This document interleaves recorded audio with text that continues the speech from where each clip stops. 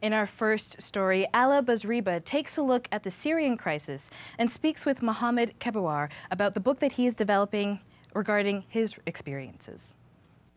The Syrian crisis is an ongoing 3-year conflict that has made headlines everywhere.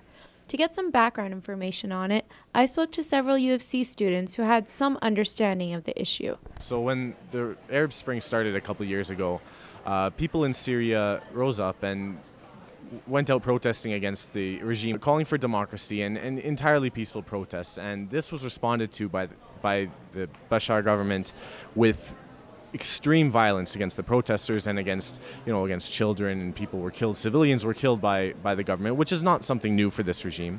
Well, I would say that the world powers, including the United Nations, need to come forward and impose more strict sanctions against the Assad's government, because whatever is happening right now, it's quite heartbreaking, and so we need to stop those casualties which is happening right now.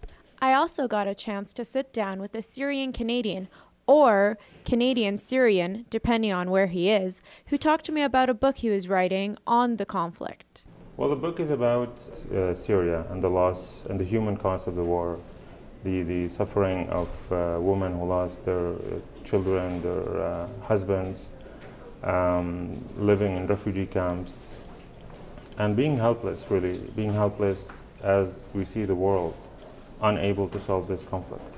And it's also about a character living between two countries and not quite belonging to either one, between the Middle East and North America. And, in the Middle East, he's Canadian, and in North America, he's an Arab. And he's always asked to prove his allegiances to either group. And he just doesn't, in the end, he cannot make a choice, because he is both. For NUTV, I'm Ala Buzreba.